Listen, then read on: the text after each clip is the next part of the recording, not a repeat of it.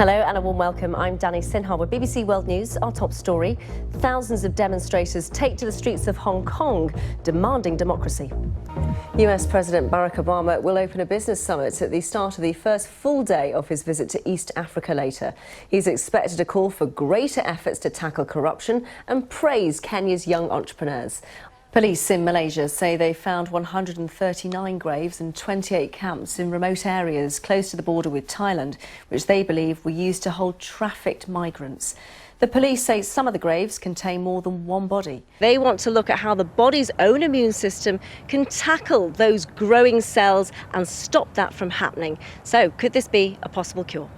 The remains were found by workmen 10 days ago. They were clearing out ditches and they found a bag here, and inside it was a skeleton. Now, we know it was a male adult. What we don't know, of course, is who that man was. Today, the court heard how Scott Hoyle claimed the plane had suffered a jammed rudder, and in trying to right the aircraft, it could have looked like he was carrying out a loop when he wasn't. He made those claims in a previous interview to the coroner's office. And of course, what we don't know is how people will vote in Portsmouth South. Anything could happen. And as regards Mike Hancock, though, he says the reason why he's standing in this election really is because he owes it to all those people who've shown loyalty and stood by him for all those years.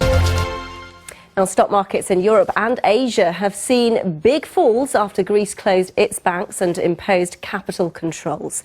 Greek banks will not open today, and they're expected to stay shut for at least a week after the country is holding a referendum on Sunday.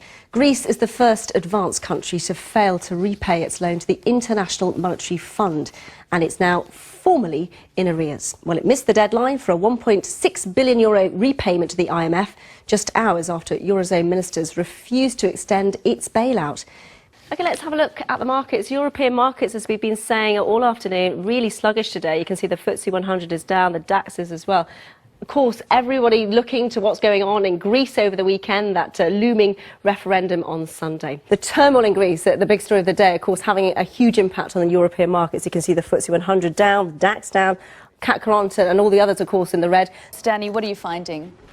Well, it's very interesting because, of course, I'm here on the 5th floor, which is home to the Asian and African language services. Now, recently, they held a Google Hangout, and it was really to tap into how immigrants living in Scotland are feeling, how they're thinking about the prospect of independence in Scotland. Let's just have a look at a behind-the-scenes video of that Google Hangout. Well, Dani Sinha is in the BBC newsroom for us. Dani, over to you.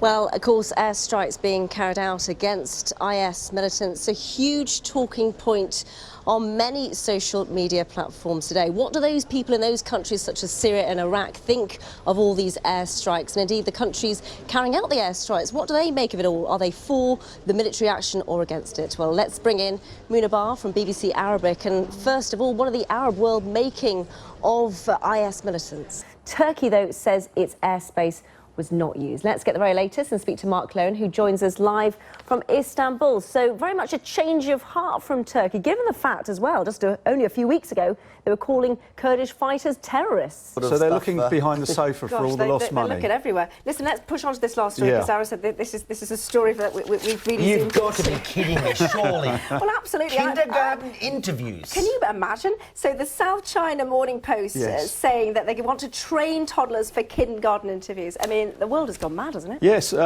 sign up and let your child immediately be the king of the interviews, says a part of the Post. I think this is kind of taking education a little bit too far, isn't it? It is. Well, what are they going to say? Well, hello, what's your name? I don't know. If you can answer, it's in. They might be writing our CVs at this rate. So don't forget, you can keep in touch with me and the rest of the team via Twitter. My address at BBC Dani Sinha. You have been watching BBC World News.